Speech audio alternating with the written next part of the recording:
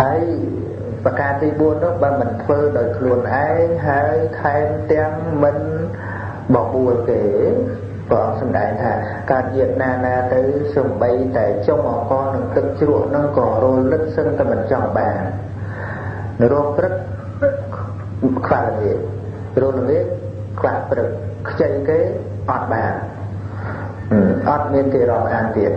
មានសភាពបុគ្គលចាំមានទេហ្នឹងរឿងរបស់គាត់វាអត់មានមកវាខ្វះវាត្រូវអញ្ចឹងបានតែម្យ៉ាងអត្តភាពជីវិតមនុស្សរស់ក្នុងបេបាក់រហូតអញ្ចឹងទៅអ្នកខ្លះមានសទ្ធាជួបបុគ្គលហ្នឹងទៅជាអត់សទ្ធា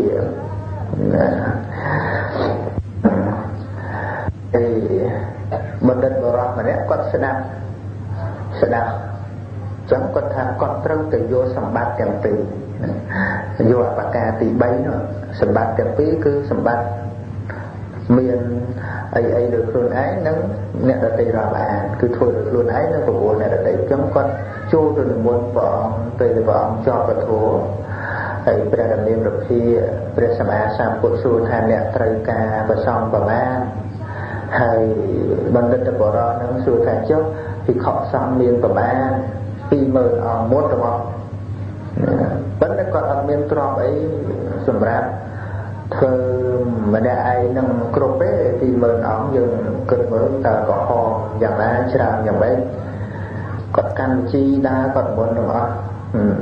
មិត្តអើយអ្នកអើយសម្ដីពីរោះណាអ្នកប្រមូលគេនោះដល់សម្ដីពីរោះបានប្រមូលគេមិនសូវអីទៅនោះបាសាឡៃទៅខំគាត់បញ្ចូលញោមមួយគាត់ពាក់ពេជ្រពាក់មានច្រើនណាគាត់មានសទ្ធាញញឲ្យមានទ្រព្យទៀតប៉ុន្តែវាខ្វះអ្នកបង្ហាញគាត់ទៅចាប់ដៃចាប់ជើងចាក់ចង្កេះខ្លះទៅពេជ្រច្រើនណាស់បើគ្មានអីចូលមកដកមកខ្សែហ្នឹងមកចាក់ចោះចាក់ឡើងបាន3ដកមកចោលណាប្រកេនមកហើយមិនចាក់បញ្ចូលអីទេណាហ្នឹងគឺវិធីហៅថាឧបាយ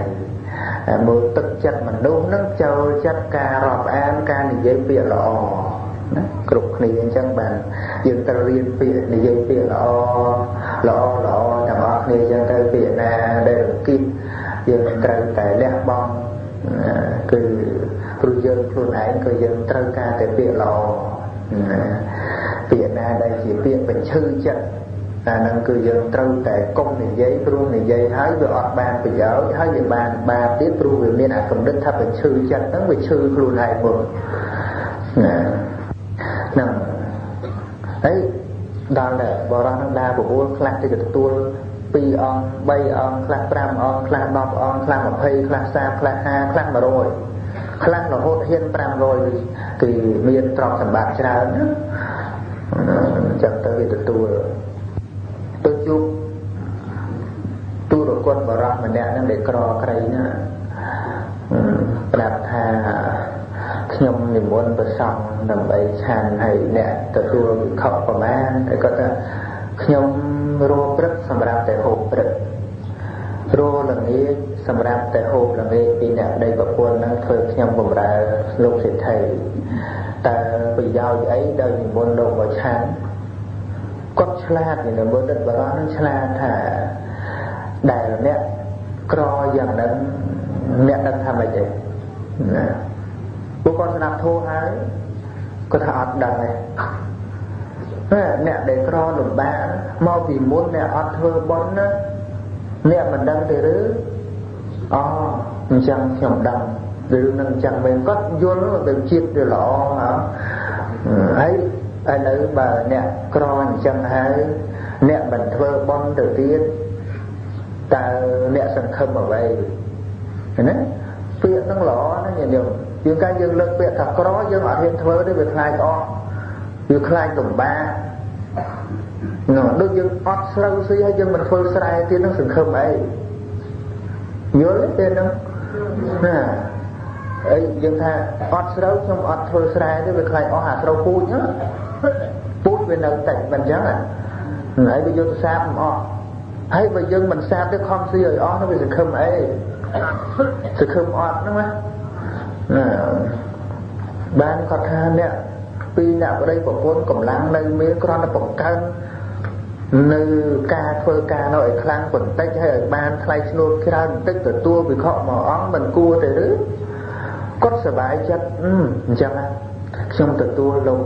ចង់ឲ្យខ្ញុំមួយអង្គផងគាត់ថាគាត់នឹងទទួលវិខមួយអង្គដើម្បីឆាន់ថ្ងៃស្អែកត្រង់តាំងទៅពីព្រឹកក្រោកតាំងពីម៉ោងរវាវទៅធ្វើការទៅធ្លាប់ធ្វើប៉ុណ្ណេះធ្វើដល់ប៉ុណ្ណោះធ្វើការនឹងថាយកចិត្តទុកដាក់អស់យ៉ាងទាំងប្រពន្ធទាំងប្តីប្រពន្ធជួយធ្វើកិច្ចការរបស់ប្រពន្ធសេដ្ឋីទៅប្តីនឹងជួយពុះអស់ជួយរែកទឹកអីហ្នឹងគឺមិនឲ្យឈប់គឺអត់ឈប់សេដ្ឋីឆ្ងល់សួរអីណែឯងនេះក៏ផ្នែកខុសពីធម្មតានេះអាអំពើល្អហ្នឹងធ្វើទៅគឺឃើញអញ្ចឹងញ៉ាំទឹកចិត្តគេឲ្យវាជ្រះថ្លាប្រាប់គេថាមកពីខ្ញុំទទួលពីខុសមួយអង្គមួយឆានហើយលោកសេដ្ឋីហ្នឹងដែលប្រើគាត់ឲ្យធ្វើការងារហ្នឹងក៏ដោយសារគាត់ទទួលពីខុសសំច្រើនអង្គដែររាប់រយអង្គបានគាត់ត្រូវការអ្នកបម្រើថ្ងៃហ្នឹងហើយឃើញអ្នកបម្រើនឹងខំធ្វើការហើយថាដើម្បីយកថ្លៃឈ្នួលទៅរួចចង្ហាន់ប្រកេនពីខុសមកគាត់ជ្រះថ្លាឲ្យធ្វើជា2ជា3ទៅហើយខាងប្រពន្ធលោកសេដ្ឋីនោះឃើញនាងប្រពន្ធបរោះទូរគុណនឹងធ្វើការល្អឲ្យធ្វើជា2ជា3ចឹងដែរទៅណែឯងទៅប្រកេនលោកឲ្យបានឆ្ងាញ់ទៅនឹងបានកបានអីមកច្រើនទៅចាត់ចែងនេះទៅសប្បាយរីករាយណាស់ដឹងថានឹងបានធ្វើបុណ្យពីខំមួយអង្គចឹងព្រឹកឡើងទៅបន្លែអីហ្នឹងវាមិនតន់មានសពគ្រប់ប្រើប្រាប់លោកប្តីហ្នឹងឲ្យរូបទៅពីព្រឹកទៅអីផ្សាយអីទៅប៉ុន្តែទៅវា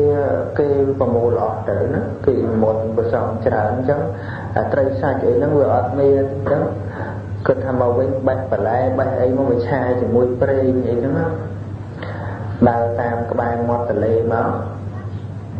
ជ្រៀងបដាសบายចិត្តណាហើយយើងជាតែជ្រៀងបងស្រឡាញ់អូនក៏ស្រឡាញ់បងនឹង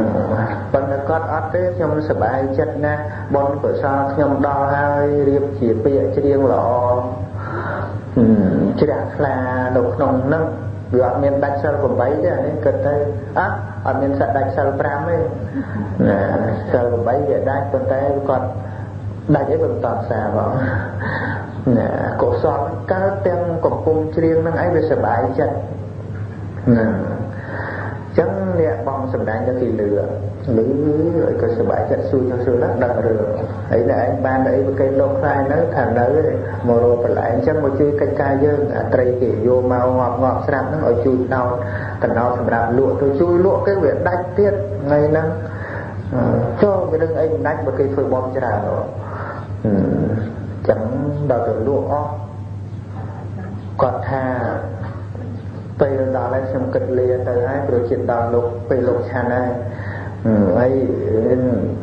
អ្នកបងសម្លាញ់ក៏ឲ្យអាត្រីស្ពិនដែលគាត់កប់ទុកសម្រាប់ហូបខ្លួនឯង4ត្រីស្ពិនធំកប់ក្នុងដីខ្សាច់យកទៅចាត់ចែងធ្វើសកទេវរាជត្រំបានគេទៅស្ដីជ្រះថ្លារបស់គាត់មកគេឯងដែរមកនិមិត្តខ្លួនធ្វើជាអ្នកបម្រើដើរខ្សែចិត្តចិត្តទាំងគាត់បងប្អូនអ្នកស្រុកត្រូវការអ្នកធ្វើការទេហើយគាត់សួរអីចុះបរាឯងធ្វើការអីខ្លះថាធ្វើអីក៏បានដែរល្អដែរធ្វើអីក៏បានទៅរកអ្នកមានលុយខ្ញុំវាអត់លុយណាជួនអ្នកឯងមកក៏វាអត់បានដែររឿងលុយរឿងអីកុំតាន់និយាយប៉ុន្តែអ្នកឯងត្រូវការឬអត់ថាត្រូវការដែរនោះត្រូវការអីត្រូវការធ្វើចង្ហាន់ប្រគេនព្រះសង្ឃពិខុមួយអង្គថ្ងៃហ្នឹងបានបើថាឥឡូវខ្ញុំជួយធ្វើតែខ្ញុំអត់យកលុយទេខ្ញុំសុំបនបានអត់ថាមានតោះអីចឹងចូលមកធ្វើទៅបានធ្វើចំភៅហ្នឹងហ្នឹងអញ្ចឹង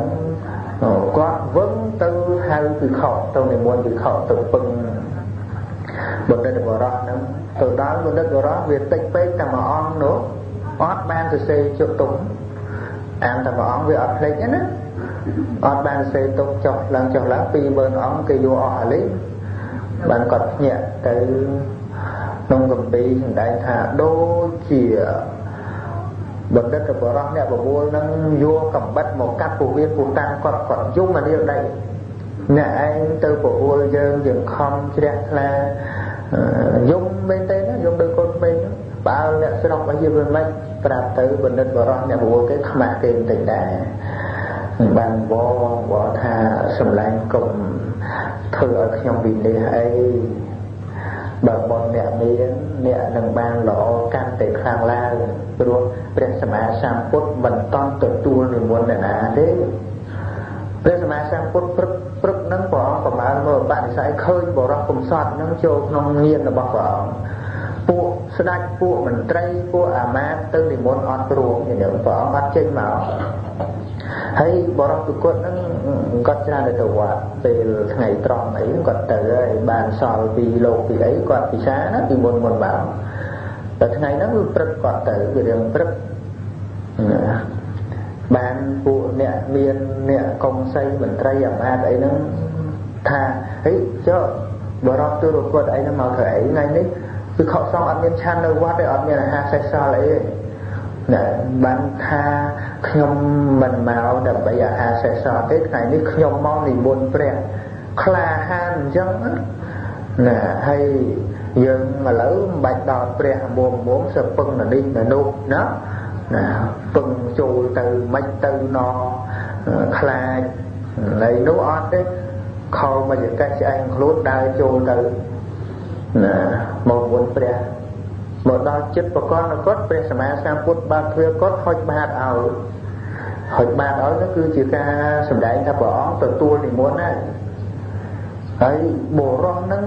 សន្ខណៈនឹងគាត់សប្បាយចិត្តជាងការដែលគាត់បានឡើងជាស្ដេចចក្រពត្តិទៅទៀត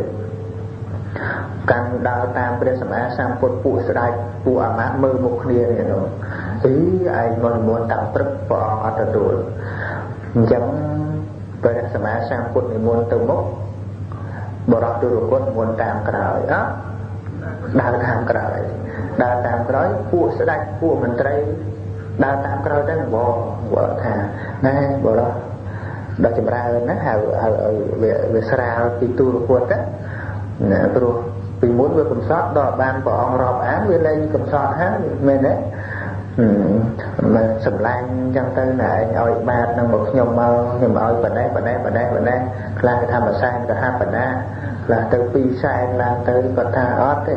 ខ្ញុំអត់មានត្រូវការដោយទ្រព្យសម្បត្តិទេខ្ញុំត្រូវការបុណ្យស្រឡាញ់បុណ្យហ្នឹង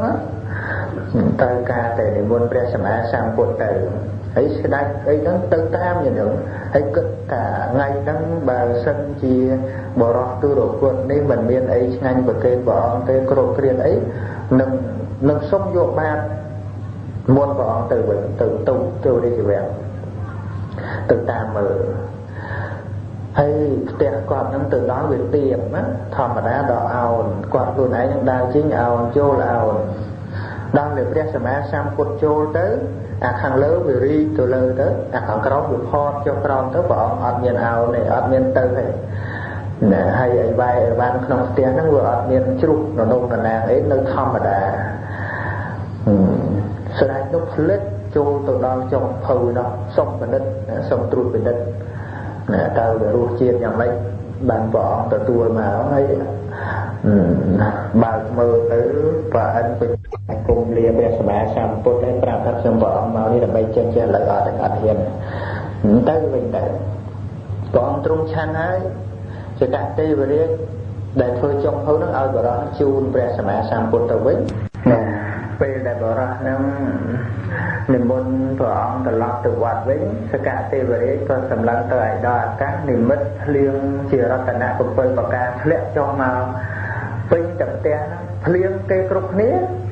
វាភ្លៀងទឹកធម្មតាអញ្ចឹងណាហើយដល់មកដុំផ្ទះហ្នឹងមាសពេជ្រអីរត់ចូលផ្ទះហ្នឹងពេញប្រពន្ធកូននេះរត់ចេញពីផ្ទះនៅអត់បានណាហើយ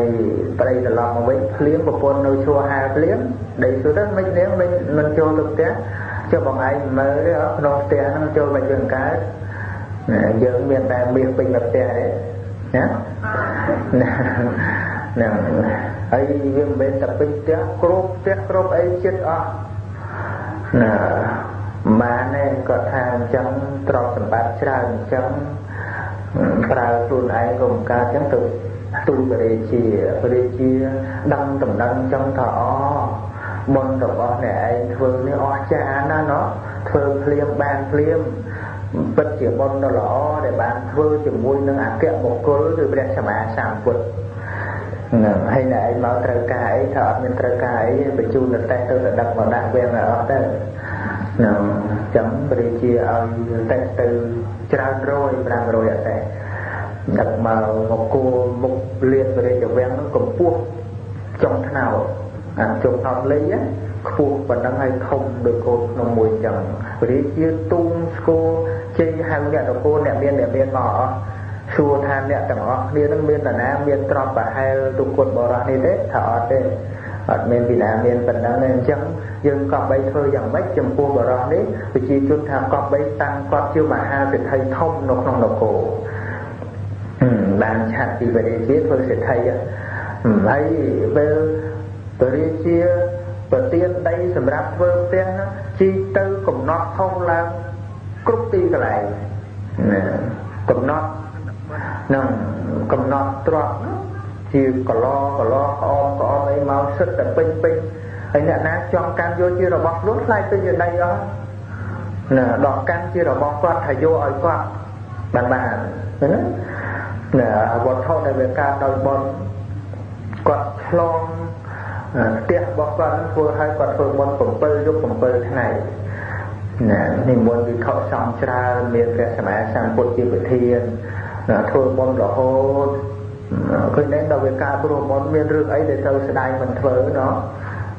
បានល្អអញ្ចឹងហើយយើងគិតមើលបើបានកើតឡើងដោយបនអញ្ចឹងហើយអត់ធ្វើបនគួរដែរណាគាត់ធ្វើបនមួយជីវិតគាត់នឹងអត់ទេទ្រព្យសម្បត្តិនឹងស្លាប់ទៅទៅនៅក្នុងសុគតិភពរហូតមកអស់មកចន្លោះប្រពុតអត់ដែលធ្លាក់ទៅអបាយភូមិទេហើយមកចន្លោះប្រពុតនឹងច្រើនអសង្ខ័យឆ្នាំមកច្រើនណាស់ហើយនេះមកកើតសម័យព្រះសម្មាសម្ពុទ្ធយើងហ្នឹងណារឿងរ៉ាវដូចជាវិនវិស័យតេសៈអញ្ចឹងរឿងចាញ់គោអីហ្នឹងធ្វើបន់ធ្វើទានអីហ្នឹងមិនដែរចាញ់គោដូចគ្នាអញ្ចឹង7ឆ្នាំទៅបួស7ថ្ងៃញាតិមកឧបត្ថម្ភអីគ្រប់ថ្ងៃទី8បន្ទាប់ពីបួសហើយណាបណ្ឌិតសាមណេរកើតមកបានឈ្មោះថាបណ្ឌិតសាមណេរព្រោះអ្នកក្នុងផ្ទះហ្នឹងកាលពីមុនអ្នកខ្លះល្ងីល្ងើទៅគួរឆ្លងទៅព្រោះតែបណ្ឌិតសាមណេរកើតឡើងមកគឺជាទាំងអស់អ្នកនាំបុណ្យមកអញ្ចឹងបានដាក់ឈ្មោះថាបណ្ឌិតសាមណេរធ្វើឲ្យអ្នកល្ងងទៅជាឆ្លាតណាហើយដល់ទៅបួសបាន7ថ្ងៃនៅវត្តហ្នឹងមិនតន់ទៅបិណ្ឌទេថ្ងៃទី8បានទៅជាមួយព្រះសិរីបុត្រជាព្រះឧបជាទៅក្រោយគេមកពីព្រះសិរីបុត្រហ្នឹងថែរក្សាណាសាមណេរតូចលោកមើលថែណាដូចជាកូនលោកអញ្ចឹងដោយមួយយ៉ាងដោយសាមណេរទៅទីបួសគ្រោះឬក៏ឃ្លុំជីវរអីមិនតន់មានរបៀបហើយយ៉ាងទៀតលោកដើរមើលតាមវត្តនឹងមានរបៀបរបបអីឬអត់ពីខកចេញទៅបិណ្ឌនឹងទុកដាក់អីវ៉ៃបាននឹងស្រួលពួរឬអត់បានលោកចេញទៅបិណ្ឌក្រោយគេព្រះសិរីបុត្រនោះទៅក្រោយគេពីអ្នកសាមណេរហ្នឹងទៅដល់តាមផ្លូវឃើញ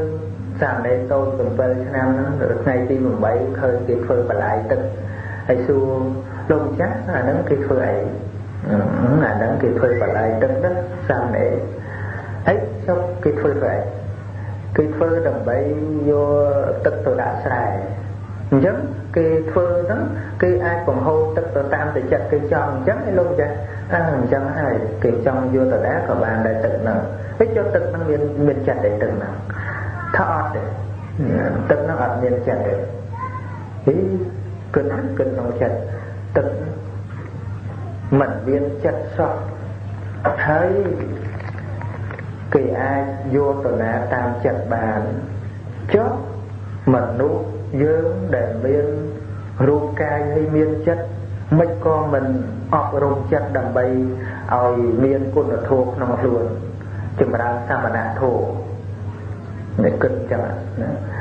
เราทอดមានចិត្តសោះថ្មឹងសពយោទៅនោះបានហើយចុះមនុស្សដែលអាចវាជើងវាដៃទៅណាតាមទីចិត្តបាននេះហេតុអីបានជា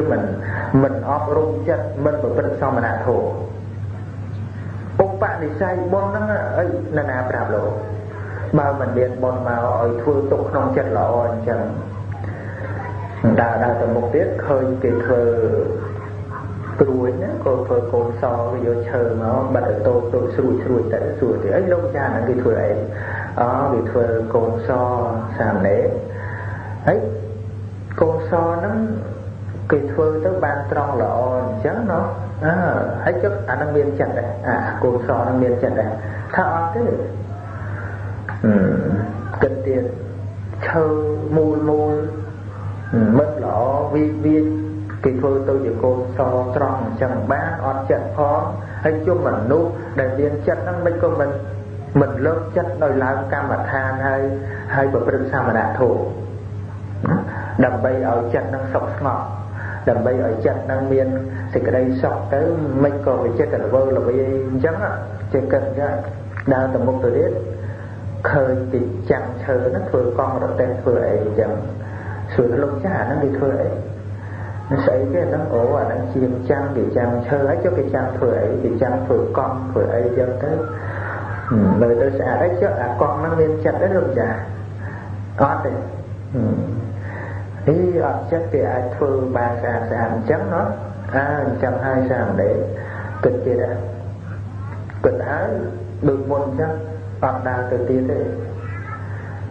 លោកចាស់ខ្ញុំកណ្ដាលអត់ទៅទេអត់ទៅបានទេហើយមិនចឹងសូមលោកចាស់មុនយកបាតអង្គជីវរទៅព្រោះការបាតប្រគេនឧបជាណាដល់ពេលអញ្ចឹងត្រូវត្រឡប់ទៅវិញហើយប្រធានអត់មានថាម៉េចទេអត់មានថាមិនសាមណេរនេះទៅទីបួសគ្មានដឹងអីអត់មានថាអញ្ចឹងឲ្យមកថាអញ្ចឹងហើយប៉ុណ្ណាលោកចាស់មុនទៅបិទកុំភ្លេចរកអាណាត្រីស្វិតឆ្ងាញ់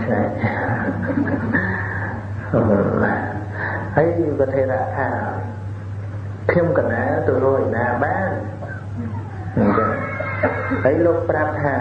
បើបុណ្យលោកម្ចាស់មិនមានគង់តែបានដោយបុណ្យរបស់ខ្ញុំកណាទុកចិត្តអញ្ចឹងព្រោះពីមុនធ្លាប់ធ្វើត្រីធ្វើនឹងឯងប្រគេនព្រះសម្មាសម្ពុទ្ធពូលអញ្ចឹងថាបើបុណ្យលោកម្ចាស់មិនមានក្នុងរឿងបានត្រីពិនហ្នឹងវាមិនចិត្តតែបានទេអ្នកមានបុណ្យវាមានបុណ្យផ្សេងគ្នាបើបុណ្យលោកម្ចាស់មិនមានគង់តែបានដោយបុណ្យខ្ញុំកណាអញ្ចឹងទៅលោកត្រឡប់មកវិញលោកពេលសេចក្តីបុណ្យឲ្យកូនសៅមកសាំដេកឯងទៅវិញណាគួយក្នុងកូនកុំគួយក្រៅខ្លាចមានសេចក្តីអន្តរាយអីឲ្យចាក់សោគួយក្នុងហ្នឹងមកមានអីទៅតែស្ដាប់ធម៌បានប្រមាណដងរលឹកឃើញប្រធัวហ្នឹងជ្រះថ្លាទៅគង់នៅតែឯងស្ងប់ស្ងាត់ដោយការជួយពីសកទេវរាជវិស្យកម្មទេវបុត្រអីមករសាមិនឲ្យរលងរលែអីសម្រាប់ជាព្រះអរហន្តទៅពេលហ្នឹងប៉ុន្តែមុនហ្នឹងសម្រាប់ហ្នឹងវាយូរតិចដែរព្រះសម្មាសម្ពុទ្ធក៏ជួយត្រង់ថាពួកព្រះសិរីបុត្រទៅបានត្រីពិនមែនទេបានត្រីពិនបញ្ញាប់យកមកហើយព្រះសម្មាសម្ពុទ្ធថាបើយកមកពេលហ្នឹងសាមណេរមិនអាចបានសម្រេចមគ្គផលទេអញ្ចឹងព្រះអង្គនិមន្តទៅខ្លោងទ្វារសួរព្រះសិរីបុត្រដើម្បីចប់សំណួរសាមណេរសម្រេចធម៌ល្មមចប់4វាសនាហ្នឹងសាមណេរក៏សម្រេចគុណធម៌ជាព្រះអរហន្តទៅឲ្យព្រះអង្គឲ្យសិរីបុត្រចូលទៅប្រគេនឲ្យចង្ហាន់នឹងទៅសាមណេរថាលោកចាស់និមន្តទទួលផាត់ឬមានន័យថាលោកចាស់ឆាន់សិនណាបានសិរីបុត្រថាអត់ទេខ្ញុំកណាឆាន់ហើយសាមណេរឲ្យឆាន់ទៅឆាន់ហើយហើយទៅមិនជាវែងឆ្ងាយអីទៅទៀតទេអាហ្នឹងនៅក្រំថាយើងមើលដូចជាឧបការៈដល់ការគិតត្រូវរបស់សាមណេរនឹងសម្រេចធម៌ជាព្រះអរហន្តតាំងពីអាយុ7ឆ្នាំបើមិនស្នាដៃបុណ្យទេស្អីនេះនរណាអ្នកឲ្យបើមិនកសាងដោយខ្លួនឯងមិនចឹងណាអីម្យ៉ាងទៀតយើងរឿងបុណ្យកុសលនេះយើងត្រូវបើកចិត្តឲ្យទូលាយចំពោះសេចក្តីល្អរបស់អ្នកដទៃហ្នឹងណាតាកតួរឿងហ្នឹងទៀត សពគ្រូមានពាក្យអីខ្លះទៀតដើម្បីដូចថាបុណ្យហ្នឹងវាមិនមែនទល់តែធ្វើខ្លួនឯងទេហើយមិនមែនថាមិនចាំបាច់ទេវាត្រូវតែធ្វើប៉ុន្តែគណៈខ្លះមានអ្នកដទៃគេធ្វើល្អដែរនោះដែលយើងល្អហើយប៉ុន្តែយើងមានទៅពេញចិត្តអីត្រឹមតែយើងធ្វើព្រោះបុណ្យហ្នឹងវាមិនតាន់គ្រប់ណាហើយបើវាគ្រប់វាជាព្រះអរហន្តហើយមិនអញ្ចឹងហើយដែលនៅជាបុត្រជនហ្នឹងបុណ្យគ្រប់ហើយនៅហើយបើយើងមិនតាន់គ្រប់ហ្នឹងឃើញអ្នកដទៃមានបុណ្យយើងគួរអនុមោទនាឬអត់នឹងចឹងអានឹងតេតួងនឹងរឿងអនុមោទនានឹងល្អយ៉ាងម៉េចហើយវាអាចកំចាត់នូវភាពសៅមងខ្លួនឯងបានយ៉ាងណាខ្លះទៅសូមនិមន្ត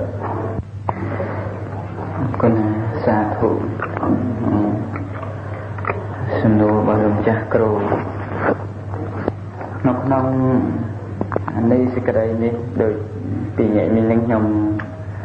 កណាត់ធម្មភាពក៏បានសម្ដែងលោកចាស់គ្រូនឹងក៏បានសម្ដែងច្រើនសពកកាអំពីសេចក្តីកំណាញ់ចំការយើងទៅកំណាញ់ជាមួយនឹងបុណ្យកុសលរបស់អ្នកដទៃណាចង់និយាយថាយើងការដែលមានបុណ្យកុសលត្រូវអ្នកដទៃទទួលបានអ្នកដទៃនឹងតែដូចជាមានបុគ្គលមកជាអារម្មណ៍អញ្ចឹងទៅក៏អាចទៅញ៉ាំងនៅមហាកុសលឲ្យកើតឡើងបានប៉ុន្តែស្រាប់តែយើងកំណាញ់ជាមួយនឹងបុគ្គលចំណាញ់កំណាញ់ជាមួយបុគ្គលឈ្មោះថាយើងកំណាញ់អីកំណាញ់ធម៌បិទបាំងនៅសភាពនៃបុគ្គលត្រូវបានចម្រើននៅបុណ្យកុសលគិតមើលបថុជនអត់ងាយកើតទេណាបុណ្យកុសលជីវិតយើងរាល់ថ្ងៃហ្នឹងបុណ្យកុសលកើតបានប្រមាណមួយថ្ងៃហ្នឹងបាបឬបុណ្យណាកើតច្រើនជាងយើងដឹងខ្លួនយើងហើយខឹងនឹងស្អប់មួយណាកើតច្រើនជាងខឹងស្អប់ហើយជាមួយនឹងបុណ្យកុសលមួយណាកើតច្រើនជាងស្អប់ហើយនឹងខឹងកប់តោះនឹងហើយជាមួយនឹងបុណ្យកុសលដែលយើងចម្រើនតើមួយណាកើតច្រើនជាងបាបកើតច្រើនជាងរាល់ថ្ងៃហ្នឹងប៉ុន្តែដល់តែបថុជនអ្នកមានធម៌ហើយជ្រះថ្លាហើយជាអ្នកកាន់ពុទ្ធសាសនាដូចគ្នាដូច្នេះយើងត្រូវតែអនុមោទនាដល់គ្នាទាំងគ្នាព្រោះអ្វីក្នុងលោកមកយើងអត់មានយកអីបានទេគ្រប់គ្នាទាំងអស់មានយកអីបានទាំងអស់ណាញាតិញោមកណាគុណម្ចាស់អីអត់មានយកអីបានទាំងអស់ដូច្នេះឃើញថាដែលដំណើរទៅកាន់បរលោកមានទីពឹងមានបុណ្យកុសលទៅជាមួយគ្នានេះគួរអនុមោទនាដល់គ្នានឹងគ្នាកើតចិត្តជ្រះថ្លាអនុមោទនាគ្នាទៅណាព្រោះ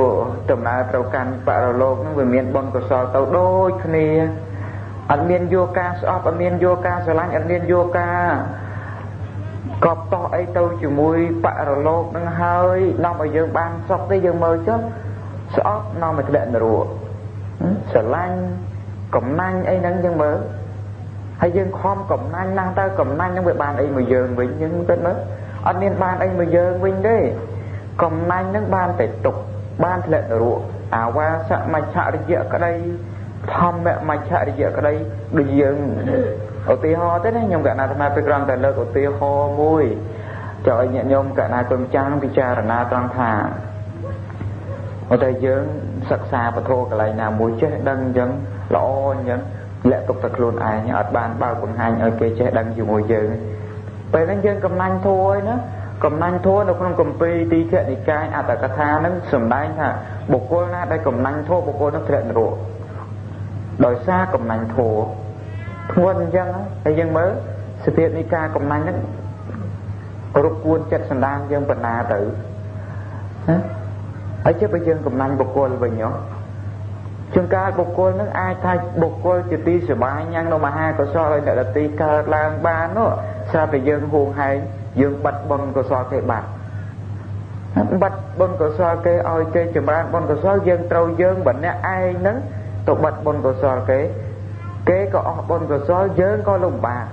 ហើយគួរថាយើងចម្រើនកន្លែងណាគេចម្រើនកន្លែងណាយើងបថាសុខចង់បានតែខ្លួនឯងមួយចោះអ្នកដទៃគេចង់បានសុខដែរយើងមិនបកគលឲ្យទេ នេះយើងត្រូវគិតអញ្ចឹងគេត្រូវការសុខយើងត្រូវការសុខចុះសុខគេប្រាថ្នាយ៉ាងណាយើងប្រាថ្នាយ៉ាងម៉េចដូច្នេះយើងយល់ថាសត្វលោកប្រាថ្នាសុខដូចគ្នាបកលឲ្យទៅប៉ុន្តែបកលឲ្យចិត្តតិចកុំបកលឲ្យចិត្តត្មាំងត្មោកអាហ្នឹងអត់ល្អទេណាអត់ល្អទេហើយបកលហ្នឹងមិនមែនថាបកលឲ្យដាច់ទេណាយើងបានបុគ្គលនឹងឯងជាទីសប្បាយដែរប៉ុន្តែយើងបុគ្គលឲ្យអ្នកដទៃនឹងបានចំណែកបុណ្យកុសលជាមួយនឹងបុគ្គលជាទីសប្បាយនឹងដែរយើងក៏បានចម្រើនបុណ្យកុសលអ្នកដទៃក៏បានចម្រើនបុណ្យកុសលអនុមោទនាគ្នាទៅវិញទៅមកនេះជាវិស័យនៃពុទ្ធបរិស័ទក្នុងពុទ្ធសាសនាវិស័យនៃពុទ្ធបរិស័ទក្នុងពុទ្ធសាសនាអត់មានចេះប្រកាន់គ្នាអត់មានចេះតម្លើងទិដ្ឋិមើងងាយគ្នាអីយ៉ាងណាចេះប្រកាន់ប្រជែងអីគ្នាទេអាហ្នឹងកាលណាប្រគួតប្រណាំងប្រជែងគ្នាអត់មែនជាពុទ្ធបរិស័ទទេយើងត្រូវចាំចឹងយើងកំពុងតែប្រកាសខ្លួនឯងឃ្លាតឆ្ងាយអំពីពុទ្ធសាសនាឃ្លាតឆ្ងាយអំពីព្រះពុទ្ធព្រះធម៌ព្រះសង្ឃឃ្លាតឆ្ងាយអំពីព្រះធម៌ព្រះវិន័យរបស់ព្រះសម្មាសម្ពុទ្ធព្រោះយើងវល់តែប្រកាន់អារឿងរ៉ាវណាដតីរឿងលោកដតីហ្នឹងយើងចាប់អ្វីក្នុងលោកបានទេយើងមើលជីវិតរបស់យើងរាល់ថ្ងៃអ្នកគ្រប់គ្នាហ្នឹងមើលតើអ្វីដែលយើងអាចចាប់បានទេក្នុងលោកហ្នឹងអត់មានចាប់អីបានទេណាយើងចាប់មិនឲ្យឈឺបានទេចាប់មិនឲ្យចាស់បានទេចាប់មិនឲ្យស្លាប់បានទេចាប់មិនឲ្យរាគៈបានមានរាគៈបានទេចាប់មិនឲ្យមានទោសៈបានទេចាប់មិនឲ្យមានទោសៈមោហៈបានទេអត់ទាំងអស់ដូច្នេះយើងសម្លឹងឃើញថាសំបីតែក្នុងចិត្តយើងចាប់មិនបានផងអ្វីក៏យើងមិនអាចចាប់បានដែរនេះជាវិស័យនៃពុទ្ធបរិស័ទត្រូវយល់អញ្ចឹងដូច្នេះបុណ្យកុសលណាចម្រើនការអញ្ចឹងយើងចម្រើនអនុមោទនាដល់គ្នានឹងគ្នាទៅហើយកុំប្រើការប្រណាំងប្រជែងអីសូមឲ្យពុទ្ធបរិស័ទនឹងមានចិត្តតិចចិត្តតិចសមជាពុទ្ធបរិស័ទចិត្តតិចសមជាមួយនឹងទឹកណាមានទឹកគឺចិត្តតិចហើយបើសិនចិត្តមានភ្លើងគឺចិត្តក្តៅហើយយើងត្រូវចាំគ្រប់គ្នាអ្នកណាមួយគ្រប់គ្នាទាំងអស់ណានៅក្នុងលោកយើងអស់ទោសៈហើយនៅហើយយើងគ្រប់គ្រងទេទោសៈអញ្ចឹងអត់គួរគ្រប់គ្រងទេណាយើងអស់ការចំណែនអស់ការប្រច័ណ្ឌអស់ការប្រជែងអស់ការសោកហើយនៅដូច្នេះយើងកុំគ្រប់គ្រងអារបស់ទាំងអស់ហ្នឹងយើងក៏បីគ្រប់គ្រងអ្វីណាដែលជាគ្រឿងកម្ចាត់បងបុណ្យកុសលជាគ្រឿងកម្ចាត់បងនៅរបស់ទាំងអស់ហ្នឹងដូច្នេះបុណ្យកុសលគឺជាធម៌ល្អយើងត្រូវតាមមនុស្សក្នុងលោកគ្រប់គ្នាបថុជនជាទីកើតនៃរាគៈទោសៈមោហៈការចំណានការគ្នានេះការតំណាំងប្រជែងសពគ្រប់ប្រការហ្នឹងបថុជនឈ្មោះថាបថុជនហ្នឹងបថុជនជាឈ្មោះអញ្ចឹងជាទីប្រជុំរួមនៃកិលេសដូច្នេះយើងស្រត់សង្វេថាយើងជាបថុជនបើសិនជាបថុជនវានៅមានអញ្ចឹងបដិបត្តិឲ្យល្អទៅប្រព្រឹត្តគោលដៅមិនប្រកាន់អ្វីក្នុងលោកទិសដៅគឺបានទៅនាំឲ្យបានសេចក្តីសុខនេះឯងជាពុទ្ធបរិស័ទនេះឯងជាអ្នកសមាគមក្នុងពុទ្ធសាសនាចេះយោគយល់ដល់គ្នានឹងគ្នាចេះស្រឡាញ់គ្នាទិសដៅនៃការប្រព្រឹត្តទៅនាំឲ្យបាននូវសេចក្តីសុខដែលយើងដើរទៅរួមគ្នាគឺរមែងបាននូវសេចក្តីសុខតិចខ្សែមខ្សានព្រោះយើងប្រកល់ទាំងសុខឲ្យខ្លួនយើងប្រកល់សុខឲ្យអ្នកដទៃបានមកពីចំណែករបស់យើងនឹងឯងដូច្នេះយើងត្រូវតែឃើញអំណាចបុណ្យកុសលនឹងឯងល្អអញ្ចឹងណា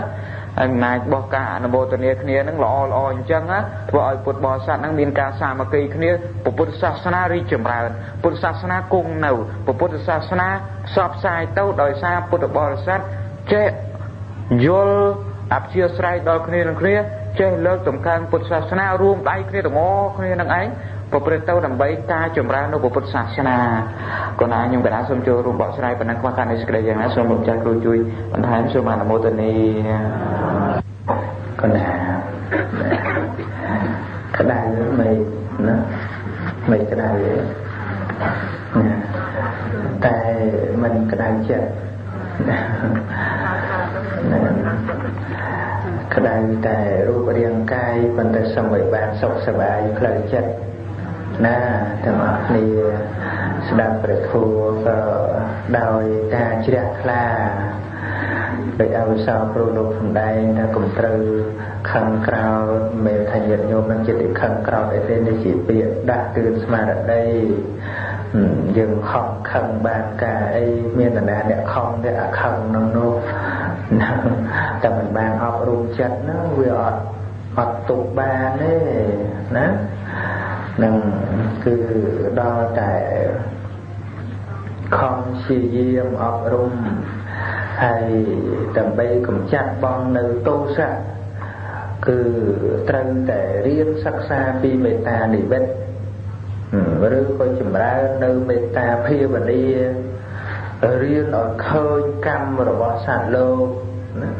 កម្មសកតាបច្ចវេខណាថាសត្វលោកនឹងមានកម្មជារបស់ខ្លួនបដិសង្ខាពហុលីកតាជាអ្នកមានការពិចារណាច្រើនហើយ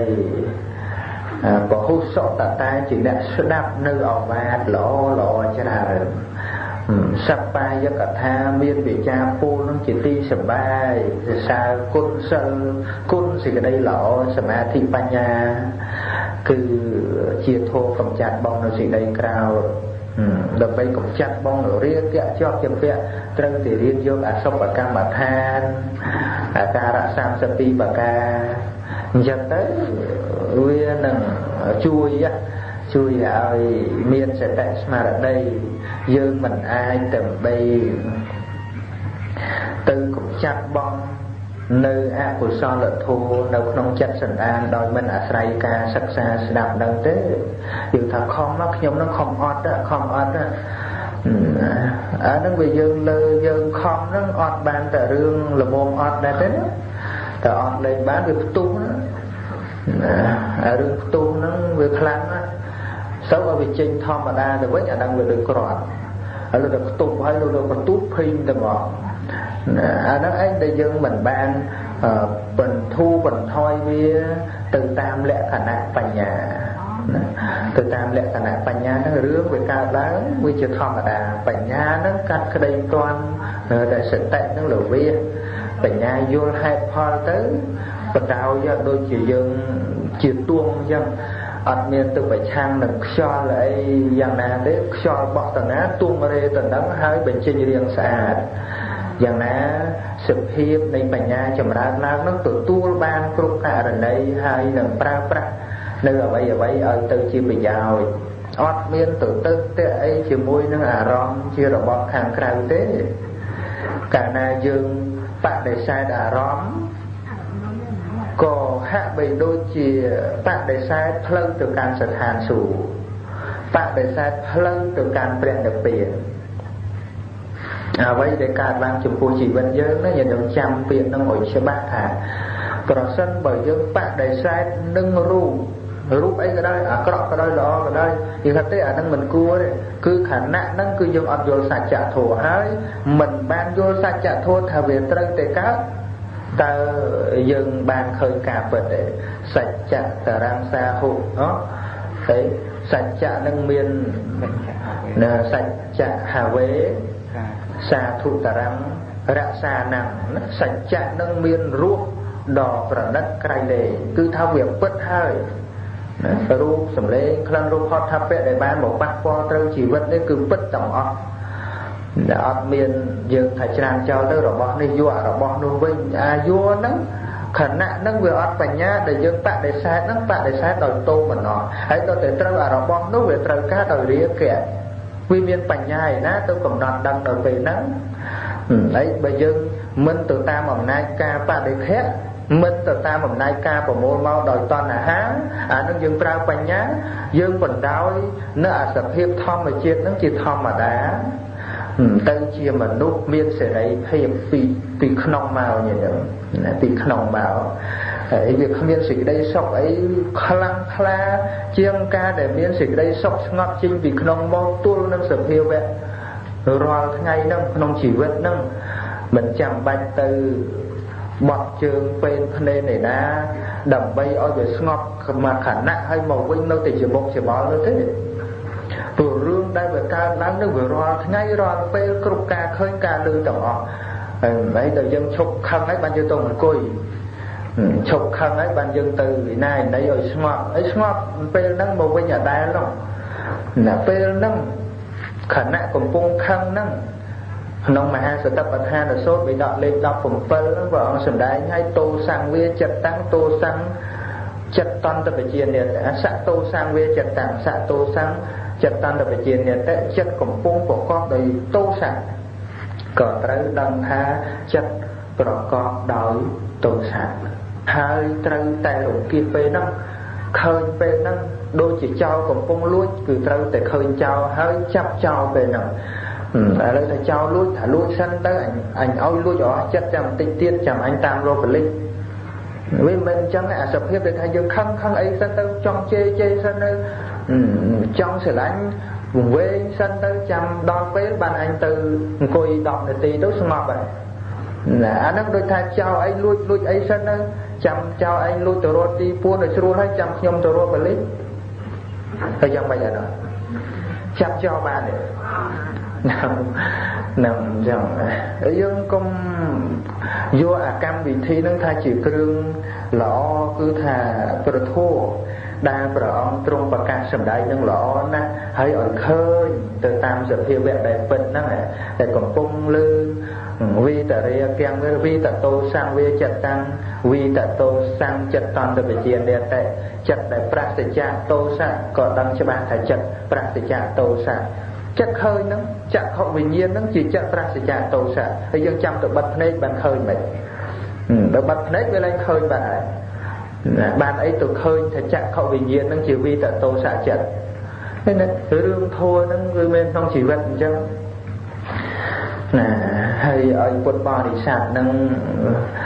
ជ្រះថ្លាក្នុងព្រះធម៌របស់ព្រះសម្មាសម្ពុទ្ធមិនមែនថាពុទ្ធបរិស័ទនឹងសុទ្ធតែអរិយបុគ្គលទេពុទ្ធជននឹងក៏ជាពុទ្ធបរិស័ទដែរដែលជាអ្នកដល់នៅបរតនត្រ័យជាទីពឹងហើយក៏មិនបានន័យថាឲ្យតែពុទ្ធបរិស័ទនឹងសុទ្ធតែជប់ប្រព្រឹត្តអាក្រក់ក៏មិនមែនដែរព្រោះកិលេសនៅមាននឹងវាក្រំតែចែកទៅថាជាកល្យាណបត្ថុជនឬក៏បត្ថុជនមិនល្អឬក៏ឧបាសកឧបាសិកានឹងមានឈ្មោះថាបដិកថាឧបាសកហើយថោកទាបថ្នាក់ក្រោមចឹងទៅឧបាសកណាដល់នៅបរតនត្រ័យជាទីពឹងពិតប្រាកដអាហ្នឹងក៏ជាបុត្រទុំឧបាសករតនឧបាសកបណ្ឌរិកឧបាសកអញ្ចឹងទៅហើយកុំយកការដែលប្រព្រឹត្តមិនសមរម្យមកធ្វើជាព្រះពុទ្ធសាសនាប្រើភ្នែកតិចយើងមិនស្គាល់ពុទ្ធសាសនាទេបើមើលដោយមនសចក្ខុតែបើមើលដោយបញ្ញាចក្ខុរួមជាមួយនឹងសទ្ធាជាការត្រាស់ដឹងរបស់ព្រះសម្មាសម្ពុទ្ធយើងនឹងឃើញនៅព្រះធម៌ដ៏ជាទីគោរពដល់ក្រៃលែងហើយអ្វីដែលនាំឲ្យសត្វលោកបានសេចក្តីទុក្ខគឺកិលេសគ្រប់ប្រការដែលជាបាបអកុសលហើយព្រះពុទ្ធសាសនាគឺមានការច្បាំងជាមួយនឹងកិលេសគ្រប់ប្រការអ្នកណាដែលចូលខ្លួនដើម្បីកំចាត់បងនៅសភាពសៅហ្មងក្នុងចិត្តសន្តាន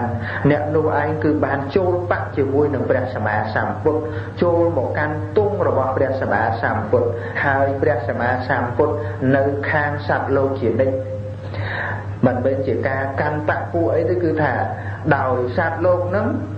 មានសេចក្តីសុខហើយពុទ្ធសាសនានឹងក៏ដឹកនាំសត្វលោកទៅរកសេចក្តីសុខហើយអ្វីដែលយើងកំចាត់បងគឺសភាពសៅហ្មងក្នុងចិត្តសន្តានដែលជាបាបអកុសលដែលជាហេតុនៃសេចក្តីទុក្ខហ្នឹងគឺពុទ្ធសាសនាមានសត្រូវហ្នឹងណាសត្រូវរបស់ពុទ្ធសាសនានេះគឺបាបអកុសលហើយជាមិត្តគៀកិតនឹងព្រះពុទ្ធសាសនាគឺបុណ្យកុសលហើយកាលណាយើងយកបុណ្យមកដាក់ក្នុងសន្តានយើងបានផ្គប់ព្រះハរតីរបស់ព្រះសម្មាសម្ពុទ្ធយើងទៅជាអ្នកដើរតាមព្រះអង្គចូលក្រុមជាមួយនឹងព្រះអង្គហើយព្រះអង្គមានតួនាទីកំចាត់មាគឺកិលេសសពគ្រប់ប្រការយើងក៏ច្បាំងដោយមានអ្នកឲ្យឧបទេសគឺព្រះធម៌នឹងនៅក្នុងមនុស្សយើងហ្នឹងរូបរាងកាយមនុស្សយើងហ្នឹងគឺមានចិត្តហ្នឹងជាបឋមជាប្រធានអត់មានអីជាធំជាងចិត្តទេហើយបើមិនអប់រំចិត្តហ្នឹងចិត្តតែដឹកនាំតែដេកតែដាក់តែមានរបស់មួយអាចគ្រប់គ្រងចិត្តបានគឺព្រះធម៌ ក្រៅពីប្រធោគ្រប់គ្រងចិត្តអត់បានឲ្យមកក្នុងសេចក្តីល្អទេវាមានធម៌ដទៃទៀតដែលគ្រប់គ្រងចិត្តហ្នឹងឲ្យទៅដែរគឺអវិជ្ជាលោភៈទៅទោសៈទៅដឹកនាំចិត្តហ្នឹងឲ្យពង្វេកឲ្យខឹងឲ្យក្រោធឲ្យជាប់ជំពាក់នឹងប៉ុន្តែព្រះធម៌ដែលជាពាក្យទូនមានព្រានបដៅហ្នឹងមានទូនាទីដឹកនាំស្រូបទាញយន្តងចិត្តហ្នឹងឲ្យមកនៅក្នុងសេចក្តីល្អដើម្បីបង្កើតកូនហៅថាកូនក្រក់ច្រើនណាកូនខ្មោចច្រើនណាគឺដូចជាមេត្តាដូចជាករុណាសទ្ធាសតិហិរិអតបៈហ្នឹងក៏កើតនៅក្នុងចិត្តហ្នឹងដើម្បីឲ្យចិត្តហ្នឹងคล้ายទៅជាស្ដេចមេទេដែលមានអាមាត្យល្អល្អណាស្ដេចល្អកាលណាមានមន្ត្រីល្អមន្ត្រីល្អឲ្យយោបល់ស្ដេចធ្វើល្អមិនចឹងញាតិញោមណាហើយចិត្តយើងនឹងចឹងដែរបើសិនជាយកមន្ត្រីអាក្រក់គឺអកុសលធម៌គ្រប់ប្រការជារាគៈទោសៈមោហៈ